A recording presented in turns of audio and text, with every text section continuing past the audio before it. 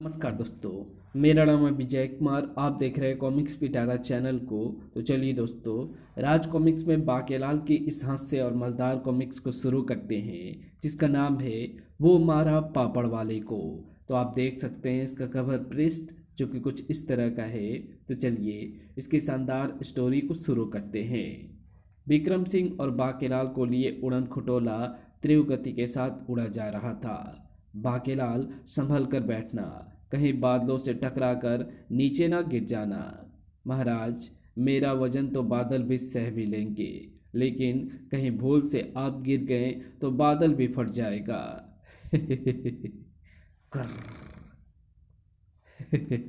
बाकेलाल, तुम्हारी ये मज़ेदार बात सुनकर तो बस मुझे मज़ा ही आ गया।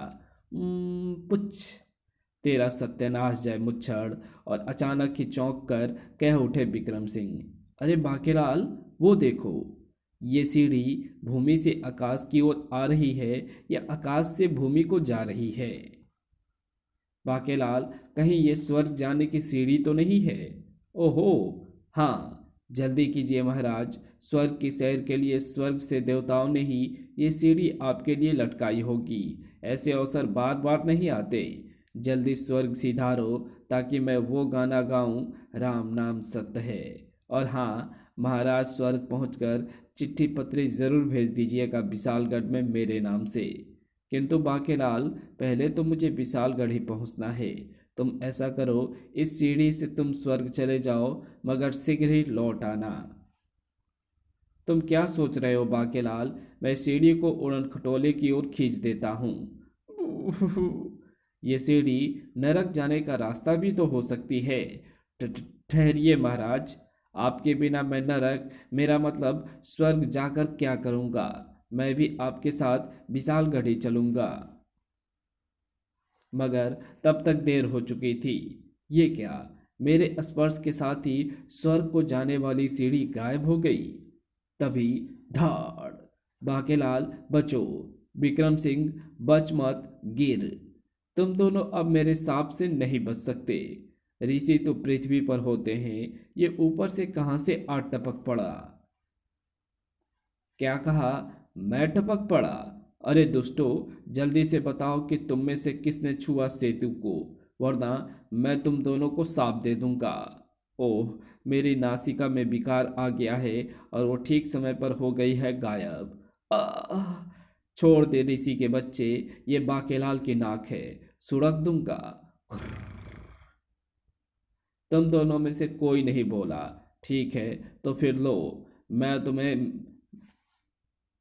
मैं तुम्हें सांप में देता हूँ अड़ंगा। जिस तरह तुम दोनों ने मेरे काम में अड़ंगा लगाया, उसी तरह से ये अब तुम्हारे कामों में अड़ंगे लगाया करेगा, और ये सिर्फ तुम दोनों को ही दिखेगा। क्षमा ऋषिवर क्षमा, हम तो ठहरे मूर्ख अज्ञानी। कम से कम हमारा कसूर तो बता देते। बहुत बड़ी गलती हो गई है। सांप देने से पहले इसे उड़न खटोले से नीचे धक्का क्यों नहीं दे दिया मैंने? कसूर भी बताता हूँ। ऋषि अत्याचार का नाम अर्जुन नगर में आज कौन नहीं जानता। भिक्षा दे, वरना सांप दे दूंगा। ओह, ऋषि अत्याचार!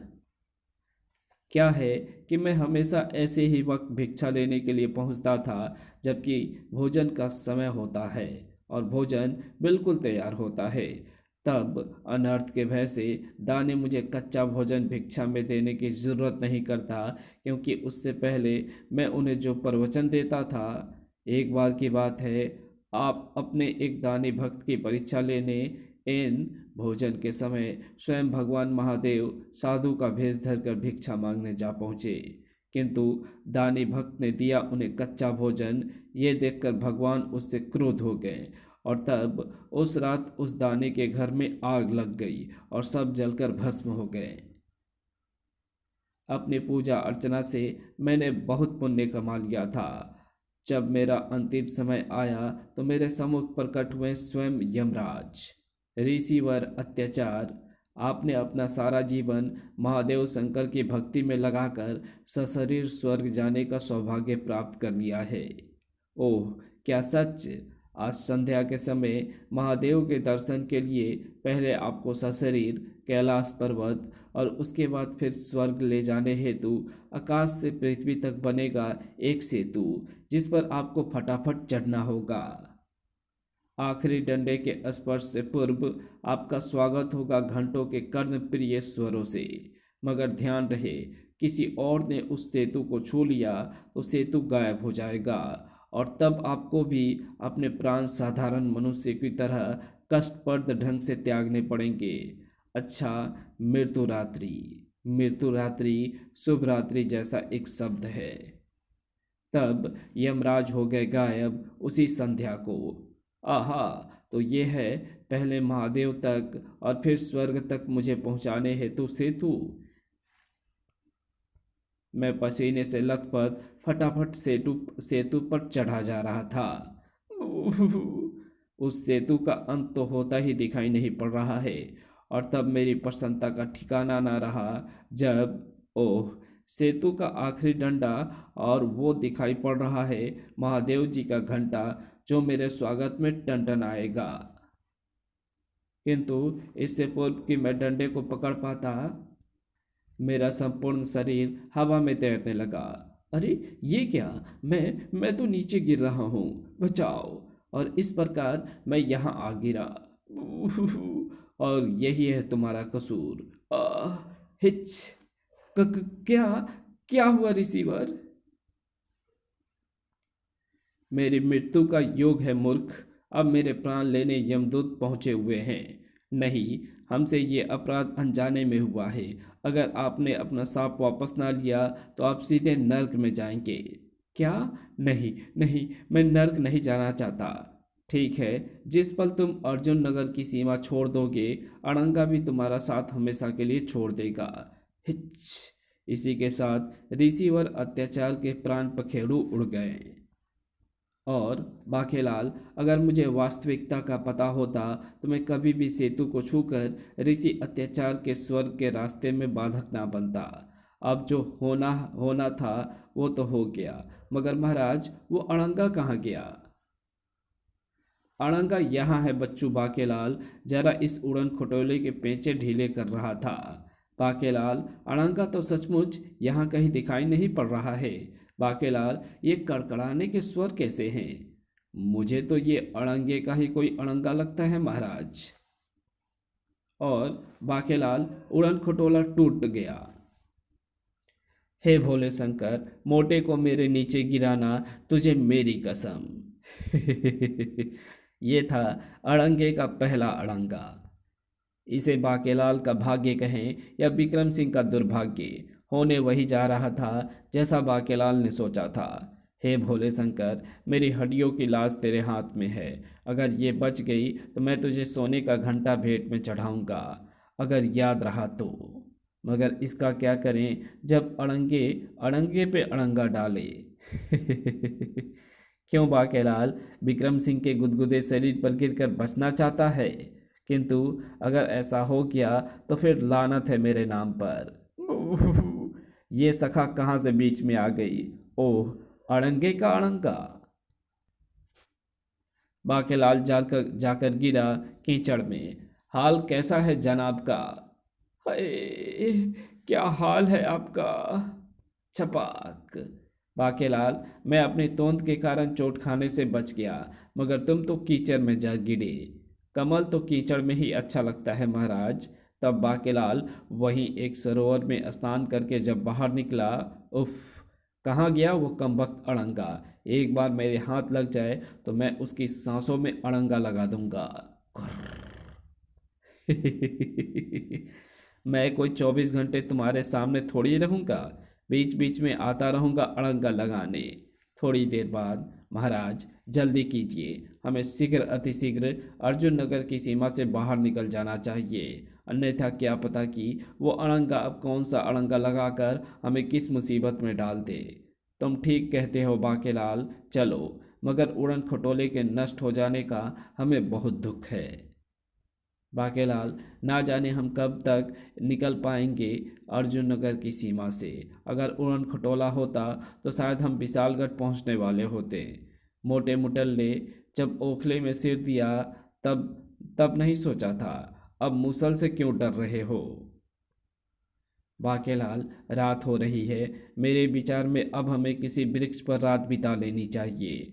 जी हाँ महाराज, मैं कोई मजबूत सी डाल ढूंढता हूँ अपने लिए और तेरे लिए दीमक लगी। उसी जंगल में एक भयानक गुफा में रहता था एक भयानक राक्षस मूछ केतु, जिसे रक्षदेव रीक्षा की ये भविष्यवाणी हुई थी। मूछ केतु, तेरी मृत्यु अर्जुन नगर में एक मुच्छर मानव के हाथों 3 दिन के अंदर होगी।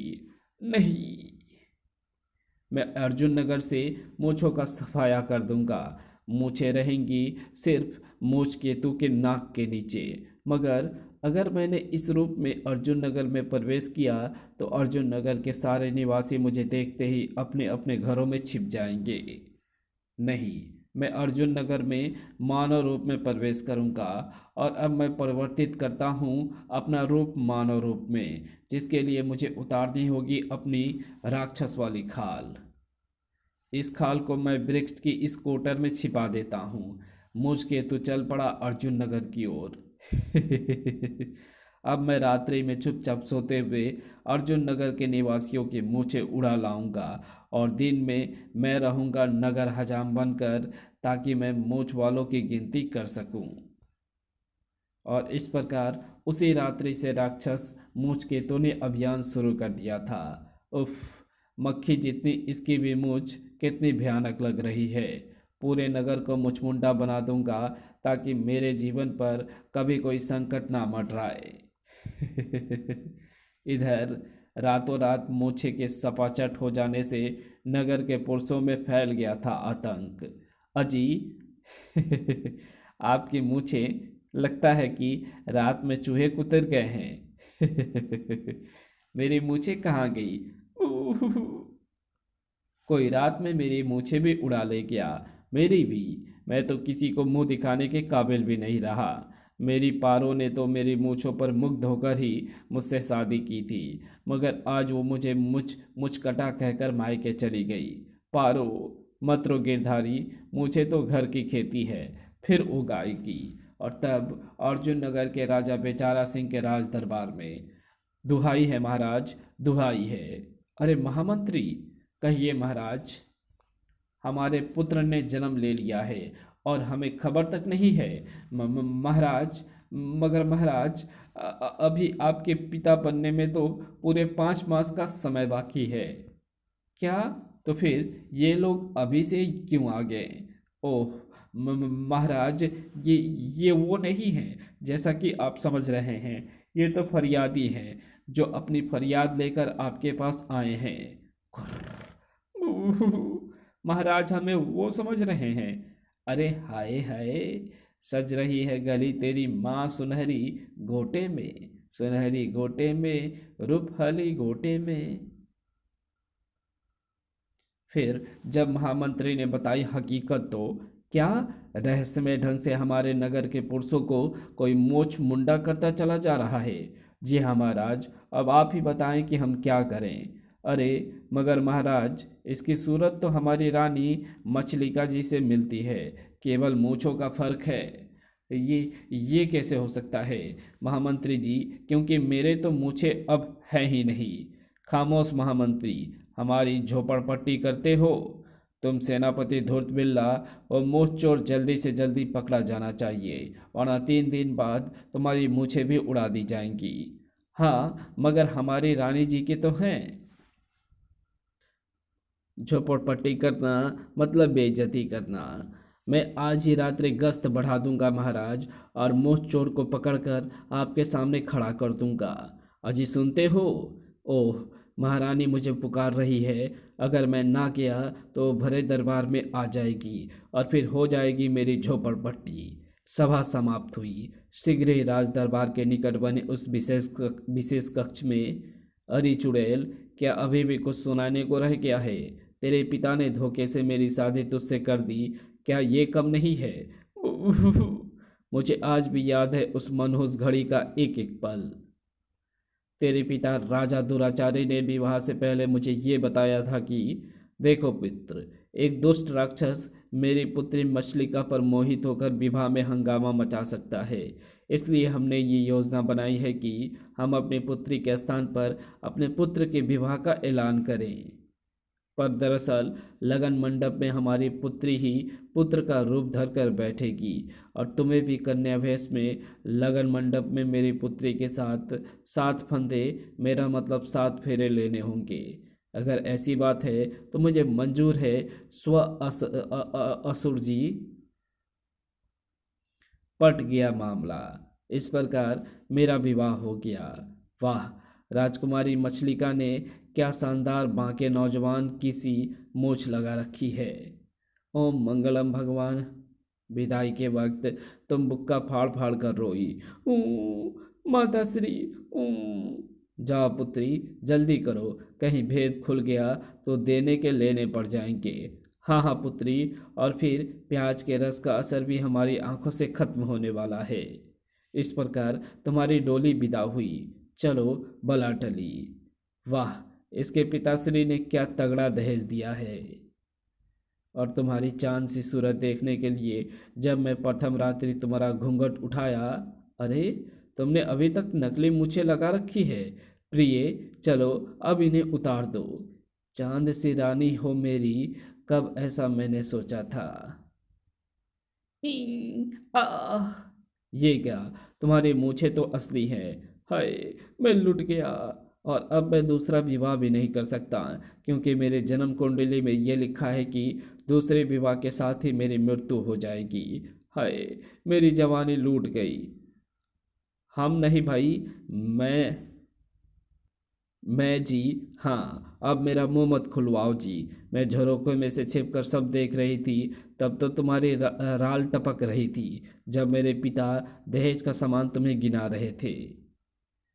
और ये सब सोचते सोचते राजा बेचारा सिंह ने खींच ली तलवार। उफ, अगर हमारे बस में होता तो हम तुम्हारी गर्दन ही उड़ा देते। अजी, तो मैंने भी कौन सा हाथों में कांच की चूड़ियां पहन रखी है।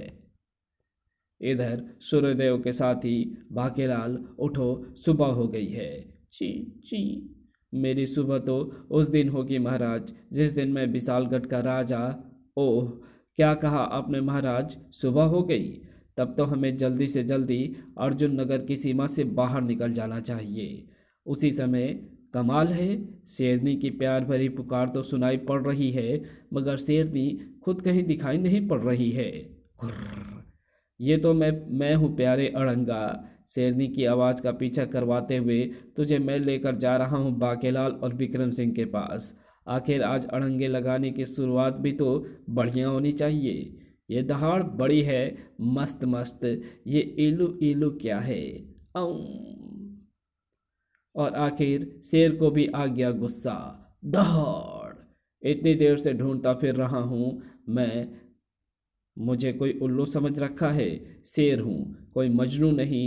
मेरी भी कोई इज्जत है। बाकेलाल, शेर की दहाड़? गधा तो दहाड़ नहीं सकता मोटे। जान बचानी है तो भाग भाग, मत रुक। और आ गई शेरनी की खुशबू आ गई। आम, हल्की प्रेम भरी दहाड़। महाराज, शेर। ये शरारत अड़ंगा की है। बाकेलाल, अब क्या होगा? अब आएगा मजा। सिट्टी पिट्टी गुम थी विक्रम सिंह और बाकेलाल की, मगर खुशबू इधर से आ रही है कि हम तुम चोरी से बंधे एक डोरी से। अयो जइयो कहाँ से हुजूर, मगर मैं जट यमला पगला दीवाना। हो रब्बा। आह, दर्द भरी दहाड़। आह, एक ही झपट्टे में दोनों को एक साथ दबोच लूंगी। खुर्र, तड़ाक। उफ। आपस में टकराने से शेर और शेरनी बेहोश हो गए। बाकेलाल, भागो। अरे मगर महाराज, मुझे शेर और शेरनी को मार देने दीजिए। ओह, इस मजनू शेर ने मेरे अड़ंगे की नाक कटवा दी। भागते भागते वे दोनों जंगल से बाहर निकले तो सामने नगर दिखाई पड़ रहा है। बाकेलाल, अब वहीं पहुंचकर रुकेंगे तो कौन सा पहले रुक रहा हूं। कहीं भी जाकर रुको, अड़ंगा से नहीं बचोगे। इधर सेनापति धूर्तबिल्ला अपने सैनिकों के साथ निकला हुआ था मोच चोर की तलाश में। मूछ चोर ने पिछले दिनों हमारी मूछें भी उड़ा दी है। अब केवल महाराज और महारानी ही ऐसे व्यक्ति नगर में बचे हैं जिनकी मूछें हैं। जबकि इधर बाकेलाल और विक्रम सिंह नगर में आगे बढ़े जा रहे थे। महाराज, यहाँ के लोग हमें विचित्र निगाहों से घूर रहे हैं, पर मुझे लगता है बाकेलाल कि ये हमें नहीं, हमारी मूछें को घूर रहे हैं, क्योंकि ये सब मुचमुंडे हैं। इस नगर का नाम तो मुचमुंडा नगर होना चाहिए। इसी पल अड़ंगा ने चीख कर सबका ध्यान बाकेलाल और विक्रम सिंह की ओर आकर्षित कर दिया। और तभी, क्यों बे, हमें मुचमुंडा कहता है? मारो इन्हें, उड़ा दो इनकी भी मूछें, बुलाओ मूछ केतु हजाम को। मरवा दिया मोटे की मोटी बुद्धि और अड़ंगा ने मिलकर। अरे कहीं नहीं, अरे कहीं यही दोनों तो नहीं हैं हमारी मूछों के चोर, क्योंकि पूरे नगर में सिर्फ यही मूछों वाले हैं। इस बार ऐसा अड़ंगा डालूंगा कि बस मजा आ जाएगा। और तभी कैसा हंगामा मचा रखा है सबने मिलकर। ओह, अच्छा हुआ आप भी आ गए सेनापति जी। इन दोनों ने हमें मुचमुंडा कहा है। ये कह रहे हैं कि इस नगर का नाम भी मुचमुंडा नगर होना चाहिए। क्या? और ओहो, इनकी तो मूछें भी हैं। आखिर पकड़ में आ ही गए मूछ चोर, क्योंकि मूछों के चोर वही हो सकते हैं जिनकी मूछें हों। पकड़ दो इन दोनों को। हम मूछों के चोर नहीं हैं, हम तो परदेश परदेश ओह, विदेशी जासूस हो तुम दोनों। सैनिकों, इनकी तलाशी लो, इनके पास मूछ काटने का औजार जरूर निकलेगा। और ये क्या, उस तरह बाकेलाल की जेब में? ये अड़ंगा बड़ा मज़ेदार लगाया है मैंने। उस अफरा तफरी में बाकेलाल या विक्रम सिंह में से कोई भी देख नहीं सका था अड़ंगे की हरकत को। पहले हुई विक्रम सिंह की तलाशी। सेनापति जी, इसके पास तो कुछ नहीं निकला। हम शरीफ लोग हैं सेनापति जी, और मैं तो विशालगढ़ का। चुप रहो, दूसरे की तलाशी लो। और जैसे ही बाकेलाल की तलाशी हुई, मेरी उंगली कट गई। ओह, सावधानी से जेब की तलाशी लो। और तब मिल गया, यही है, यही है। इसी उस तरह से इन मूछ चोरों ने हम सबकी मूछें उड़ाई है। उस तरह, मगर ये मेरी जेब में कैसे और कब पहुंचा? ओह, समझा, ये शरारत अड़ंगा की है। हुन्नी की होगी। कैसी रही बाकेलाल? और फिर उनकी एक ना सुनी गई। और मोह चोरों को कड़ा दंड दो। अरे, मोह चोर तो मैं हूँ, और ये क्या, ये दोनों भी तो मूछों वाले हैं। मुझे इनके भी मूछें उड़ानी पड़ेगी। और साथ ही अब सबसे अहम काम और साथ ही अब सबसे अहम काम रह गया है राजा की मूछ उड़ाने का। और उसके लिए मुझे राज हजाम को कुछ दिनों के लिए छुट्टी पर भेजना होगा, ताकि उसके स्थान पर वैकल्पिक व्यवस्था है तो मुझे महल में बुलाया जाए। जबकि इधर राजमहल में राजा बेचारा सिंह, महामंत्री जी, महल के चप्पे चप्पे पर सैनिकों का पहरा ठीक ठीक लगवा दिया है ना? जी हाँ महाराज। हम अपनी मूछों की रक्षा के लिए अपने घरों में रहकर नहीं कर पाए, मगर आपकी मूछों की रक्षा के लिए मैंने ये कवच बनवा दिया है महाराज।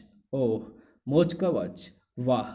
राजा ने मूछों पर धारण कर लिया कवच। मेरी जन्म कुंडली में लिखा है कि जब तक मेरी मूछें कायम रहेगी तब तक मैं राजा बना रहूँगा। अगर मेरी मूछें कट गई तो मुझे शेष जीवन रंक बनकर गुजारना पड़ेगा। तभी महाराज की जय हो। महाराज, मूछों के चोरों को सेनापति जी ने पकड़ लिया है और वे राज दरबार में आपकी प्रतीक्षा कर रहे हैं। क्या मूछों के चोर पकड़े गए? याहू! तो फिर ये मूछ कवच अब किस काम का? फिर शीघ्र ही राज दरबार में। हूँ, तो तुम दोनों हो मूछों के चोर। इसे दूर रखो। जी हाँ महाराज, इसके पास से ये उस तरह बरामद हुआ है। बाकेलाल और विक्रम सिंह, तुम्हें अपनी सफाई में कुछ कहना है? सिर्फ इतना महाराज कि हम मूछों के चोर नहीं हैं, प्रत्येक चोर पकड़े जाने पर यही कहता है। किंतु अगर तुम अपना अपराध स्वीकार कर लेते तो तुम्हें मृत्युदंड ना देकर क्षमा कर देते। मृत्युदंड? तो फिर आप हमें क्षमा ही कर दें महाराज, क्योंकि हम ही हैं मूंछों के चोर। ओह, तो तुम अपना अपराध स्वीकार करते हो। सेनापति धूर्त बिल्ला, इन दोनों की मूंछों को भी सरेआम उड़ा दिया जाए, यही इनका दंड है। जो आज्ञा महाराज, मैं अभी राजहजाम को यह आदेश देता हूँ। क्या? नहीं। उसी दिन शाही मैदान में बाकेलाल और विक्रम सिंह की मूंछों को जनता के सामने सफाचट करने की तैयारी हो गई। तब क्षमा करें सेनापति जी, राजहजाम बैलगाड़ी से टक्कर हो जाने के कारण घायल पड़ा है, इसलिए मैं हजाम मूछ केतु को ले आया हूँ। मैंने ही बैलगाड़ी उस पर चढ़ा दी थी। हजाम मूछ केतु, अपना उस्तरा निकालो। बहुत तेज धार करके लाया हूँ सेनापति जी। भीड़ शोर मचाने लगी। इनकी मूछें उड़ा दो, उड़ा दो, उड़ा दो। बाकेलाल, अब क्या होगा? ये तो हमारी मूछों के पीछे पड़ गए हैं। नहीं, बाकेलाल की प्यारी मूछों की तरफ अगर किसी ने हाथ बढ़ाया तो बाकेलाल उसके हाथ काट कर फेंक देगा। हजाम मूछ केतु आ पहुंचा था विक्रम सिंह के निकट। इसकी मूछें अधिक भयंकर है, पहले इसी को उड़ाता हूँ, फिर उड़ाऊंगा बाकेलाल की मूछें। सत्यानाश जय उस मनहूस का जिसने अड़ंगा को हमारे पीछे लगाया। लेकिन ये क्या? जैसे ही मूछ केतु ने विक्रम सिंह की एक तरफ की मूछ पर उस तरह रखा, उसमें आ गया विकार और हो गई गायब। अरे ये क्या? इसकी मूछ कहाँ गायब हो गई? नहीं। ओह, ये तो कोई जादूगर भी है। मूछ केतु, दूसरी ओर की मूछें उड़ा दो।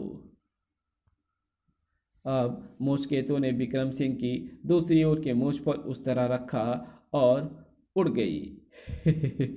खचाक। नहीं। मगर एक तरफ की मूछें कहाँ गायब हो गई? तभी विक्रम सिंह की भौं में विकार आ गया और मूछें फिर से हो गई प्रकट। ओहो, अब मैं उड़ाता हूँ इसके मूछों का दूसरा हिस्सा भी। खचाक। और सफाचट चेहरा देखकर बाकेलाल इस भयानक अवसर पर भी प्रसन्न हो उठा। वाह, मुचमुंडा भाई मुचमुंडा, ये तो ऊपर से नीचे तक सफाचट हो गया। अब तो विशालगढ़ के लोग भी इसे नहीं पहचानेंगे। और फिर जैसे मूछ केतु बाकेलाल के निकट पहुंचा, हाय मेरे मूछे, अरे कोई आईना तो दिखा दो। तेरी मूछे तो मैं एक झटके में उड़ा दूंगा, तुझे भी देख लूंगा। मूछ केतु के बच्चे, आजा मेरे निकट। मैं इस वृक्ष की शाख पर बैठकर देखता हूँ ये नज़ारा। जैसे मूछ केतु बाकेलाल के निकट पहुंचा और बाकी की मूछ उड़ाने के लिए उसने अपना उस्तरा ऊंचा किया कि तेरे उस्तरे से भी पहने हैं बाकेलाल के दांत। उस्तरा लपक कर बाकेलाल ने लगाई छलांग और खबरदार, अगर कोई आगे बढ़ा तो सेनापति की गर्दन उड़ा दूंगा। उस्तरे को बंद करके धमकी दे बाकेलाल। सेनापति के साथ तुरंत ही एक घोड़े पर सवार हो गया बाकेलाल और हिक चल दौड़ रे। बाकेलाल ने ऐसा क्यों किया? नहीं बाकेलाल, रुक जाओ। आए आए, अड़ंगा के रहते बाकेलाल बचकर भागा जा रहा है। चल बेटे अड़ंगा, लगा फिर कोई अड़ंगा। अरे मगर उफ, मेरे वस्त्र शाखा में फंस गए। फिर वन की सीमा में प्रवेश करते ही बाकेलाल ने सेनापति को भी घोड़े से नीचे धकेल दिया। मैं अपने इस अपमान का बदला लेने जरूर आऊंगा। आह! किंतु बाकेलाल की वो बात सेनापति जी की चीखों में ही गुम होकर रह गई। तब तक आ पहुंचा था अड़ंगा भी। घोड़े को अड़ंगे लगा देता हूँ, बाकेलाल को अपने आप अड़ंगा लग जाएगा। नहीं, रुक जाओ अड़ंगे, मुझे उतर लेने दो। बाकेलाल तेजी के साथ लुढ़कता चला गया झाड़ियों में। बचाओ। आह! कहाँ गया बाकेलाल? ओह, वो तो मुझे कहीं दिखाई नहीं पड़ रहा है। फिर जब काफ़ी देर की खोज के बाद भी अड़ंगा को बाकेलाल दिखाई नहीं पड़ा तो कोई बात नहीं, फिलहाल मैं जाता हूँ विक्रम सिंह के पास, क्योंकि मुझे तो दोनों में अड़ंगा लगाना है। और तब शुक्र है कमबख्त चला गया। अब मैं बाहर निकलूं। अरे, ये मेरे हाथ में क्या उलझ गया? ये तो किसी राक्षस की खाल है। और कुछ सोचते सोचते प्रसन्नता से उछल पड़ा बाकेलाल। वो मारा पापड़ वाले को। अगर इस खाल को पहनकर मैं अर्जुन नगर में जाकर राजा और उसकी प्रजा को डराऊं तो सबकी सारी हेकड़ी निकल जाएगी। आ! तभी एक चीख गूंजी उस वातावरण में। आ! ओह, ये कौन है? कौन हो तुम और यहाँ जंगल में क्या कर रही हो? मैं अर्जुन नगर की अभागी रानी मुचलिका हूँ। रात स्वप्न में मुझे भगवान शंकर ने दर्शन देकर कहा था कि अगर मैं किसी राक्षस के सींग को पीसकर उसका लेप अपनी मूंछों पर करूँ तो मुझे मूंछों से मुक्ति मिल जाएगी। इसलिए मैं यहाँ किसी राक्षस की खोज में आई थी। मगर तुम कौन हो युवक, और ये तुम्हारे हाथ में क्या थमा है? और एक बार मुझे मूंछों से मुक्ति मिल जाए फिर मैं राजा बेचारा सिंह को ऐसा सबक सिखाऊंगी कि मेरा नाम बाकेलाल है। ओह, ये मैंने क्या किया? इसे अपना नाम क्यों बता दिया? ये तो राक्षस की खाल है। ओह, इसके सींग से मेरी मूछें सांप हो सकती है। ओह, क्यों नए खाल से? ओह, क्यों ना ये खाल मैं इसे इसे ही दे दूं। वाह, तब तो और भी मजा आएगा जब राजा पर राक्षस की खाल का भेद खुलेगा। मन ही मन ये सोचकर बाकेलाल ने जल्दी से कहा, रानी मुचलिका, मैं ये खाल आपको दे दूंगा, किंतु मेरी शर्त यह है कि पहले आपको इस खाल को पहनकर नगर से गुजरकर महल में पहुंचना होगा और राजा को डराना होगा। वाह, मुझे मंजूर है। राजा को सबक सिखाने की इससे बढ़िया तरकीब दूसरा हो ही नहीं सकती। तो फिर ये लो राक्षस की खाल और नगर पहुंचने से पहले ही इसे पहन लो। वाह, अब आएगा मजा। राक्षस की खाल को लेकर नगर की ओर चल पड़ी रानी, जबकि ओ और मैं इस घोड़े पर सवार होकर जाता हूँ अर्जुन नगर की सीमा से दूर। अरे, मैं तो समझ रहा था कि मेरी पीठ पर सेनापति ही बैठा है, पर ये तो कोई और है जो मेरी कानी आंख का फायदा उठाकर उसी तरफ से मेरी पीठ पर सवार हो गया। शुक्र है इस बार ये मेरी मेरी ठीक ठीक वाली आंख की ओर से बैठा था। इसका मतलब ये दुष्ट मुझे भगाकर ले जाना चाहता है, मगर मैं अपने धन्नो घोड़ी के बिना जिंदा नहीं रह सकता। हिक हिक, चल भाग। उसी समय सभी सैनिक बाकेलाल और सेनापति की खोज खोज में जंगल की तरफ गए हैं। यही मौका है महल में प्रवेश कर राजा की मूछें भी उड़ाने का। इसके बाद मैं भी नगर छोड़ दूंगा, क्योंकि मेरी मृत्यु का योग किसी मुच्छड़ के हाथों आज संध्या तक ही है। ए, तुम अंदर कहाँ जा रहे हो? मुझे सेनापति जी ने यहाँ भेजा है, क्योंकि राजहजाम की दुर्घटना में हड्डियाँ टूट गई है। और फिर चलो, भला टली। अगर मूछे चोर पकड़े ना गए होते तो मेरी भी मुसीबत बनी रहती। अब जरा मैं अपनी मूछों को ताव दे लूं। अब आएगा मजा। तभी इन मूछों में बहुत बाल है राजा। ये मूछें मुझे दे दो राजा।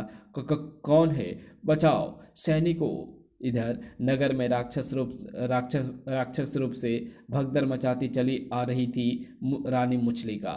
राक्षस आ गया, भागो। कितने डरपोक लोग हैं, राक्षसों से डरते हैं। निर्विघ्न महल में आ पहुंची रानी मुचलिका एक कक्ष में पहुंचकर, अरे, यहाँ तो एक भी सैनिक नहीं है। लगता है सब मुझे देखकर भय से छिप गए हैं। पूरे महल में हम दो ही सैनिक हैं। अगर हम इस राक्षस के सामने पड़ गए तो ये ना छोड़ने का है हमें। इसके अंदर जाते ही हम सेनापति को सूचित करेंगे। इस प्रकार रानी मुचलिका निर्विघ्न आ पहुंची राजा के कक्ष में, जहां, नहीं, मुझे छोड़ दो, मैं तुम्हें मालामाल कर दूंगा। अगर तुझे छोड़ दिया तो फिर हो सकता है कि भविष्यवाणी के मुताबिक मेरी जान लेने वाला वो मुच्छर तो ही है। ओह, स्वामी के प्राण संकट में है, जबकि मैं तो खाली स्वामी को मजा चखाना चाहती थी। इधर अपने पीछे आहट पाकर घूम गया मूछ केतु का उस तरह। खचाक, आ! इस बार के साथ ही चीख कर पीछे हट गया मूछ केतु भी। और ये क्या, इसने मुझ पर वार किया और इसी का सीना घायल हो गया। आ, मेरी खाल तुम्हारे पास कहाँ से? उफ, ये ये क्या कह गया? ये मैं क्या कह गया? खाल क्या मतलब? और इस अवसर का लाभ उठाकर राजा बेचारा सिंह ने मूछ केतु को जड़ी एक भयानक टक्कर। धाड़! बोल, काटेगा मेरी मूछ? मूछों के असली चोर रानी मुचलिका ने राक्षस की खाल उतारने के बाद अपनी तलवार निकाल ली। मैं तेरी असलियत जान गई हूँ, शैतान राक्षस। तूने मेरे पति को टेटुआ दबाया, अब देख कि मैं तेरा क्या हाल करती हूँ। रानी! मूछों वाली स्त्री! तो ये है, तो ये ही है वो मुच्छर जिसके हाथों मेरा अंत लिखा था। और मैं पुरुषों की मूछें काट काट कर खुश खुश होता रहा। लानत है मुझ पर। रानी मुसलिका ने अपने हाथों में थमी तलवार खाल के पेट में घुसेड़ दी। मैं जान गई हूं कि तेरी जान तेरी खाल में है। रानी मुचलिका के पास इस राक्षस की खाल कहाँ से आई? तड़प तड़प कर मर गया मुचकेतु। और तब महाराज, आप ठीक तो है ना? महारानी मुचलिका, अगर तुमने हमारी हर ओर से रक्षा की है, महारानी मुचलिका, आज तुमने हमारी हर ओर से रक्षा की है। हम अपने व्यवहार के लिए तुमसे क्षमा मांगते हैं। महाराज, राक्षस के इस खाल पर उगे सिंह का लेप अपने मूंछों पर लगाने से हमारी मूछें सदा के लिए गायब हो जाएगी। ओह, क्या सच रानी? मगर तुम्हारे पास ये खाल आई कहाँ से? ये खाल तो मुझे बाकेलाल ने दी थी महाराज। तब राजा ने पहले दासों को सिंह का लेप बनाने का आदेश दिया और फिर सेनापति, बाकेलाल को कहीं से भी ढूंढकर सम्मानपूर्वक यहाँ लाओ। हम उसके चरण धो धो कर पीना चाहते हैं। लेकिन तभी, अरे महाराज, बाकेलाल तो खुद ही आ गया। आया नहीं, मैं लाया गया हूँ। अब आई मेरी सामत। बोलो बाकेलाल की जय। बाकेलाल, तुम्हारी तुम्हारी दी राक्षस की खाल के कारण ही असली मूछ चोर यानी मूछ केतु मारा जा सका है। वास्तव में वो एक राक्षस था जिसकी जान उसी खाल में थी। और बाकेलाल, हमें क्षमा कर दो, हम तुम्हें मूछ चोर समझ बैठे। ओह, ये उल्टी गंगा फिर बह निकली। अगर मुझे उस खाल की वास्तविकता का समय रहते पता चल जाता तो मैं उसे क्यों देता रानी को? मूर्ख! मगर बाकेलाल, आखिर आखिर तुम्हें मुचकेतु की मौत का रहस्य कैसे पता चला? महाराज, जब मैंने इस नगर में इतने सारे मुचमुंडे को देखा तो उसका रहस्य जानने के लिए मैं चुपचाप हजाम मुचकेतु के पास गया और वहां मैंने मुचकेतु को यही बड़बड़ाते सुना। आज संध्या के समय मैं उड़ा दूंगा राजा की मूछ और फिर से धारण कर लूंगा पूरब के वृक्ष की कटोर में छिपा कर रखी गई अपनी राक्षस वाली खाल जिसमें मेरे प्राण बसे हैं। तुम धन्य हो बाकेलाल। अगर मेरी मूछें उड़ जाती तो जन्म कुंडली के मुताबिक मैं एक रंक बन जाता। ओह, फूट गई मेरी किस्मत। तब मेरे प्यारे बाकेलाल पुच्छ और हम प्रसन्न होकर बाकेलाल को ये नकली मूछ इनाम में देते हैं। बेड़ा गर्क! तब जैसे रानी मुचलिका ने सींगों का लेप अपनी मूछों पर किया, आहा महाराज, मेरी मूछें जड़ सहित उखड़ गई। किंतु महारानी, हमें तो तुम बिना मूछों के पराई स्त्री लग रही हो। लो, ये नकली मूछें तुम भी लगा लो। घुर्र। और इसी के साथ ये कहानी यहीं समाप्त होती है। तो आपको ये वीडियो कैसी लगी? अगर आपको ये वीडियो पसंद आई हो तो इस वीडियो को लाइक शेयर कमेंट ज़रूर कर देना। चैनल पे नए हो तो चैनल को सब्सक्राइब कर ऑल नोटिफिकेशन को सेलेक्ट ज़रूर कर देना। Thanks for watching my videos.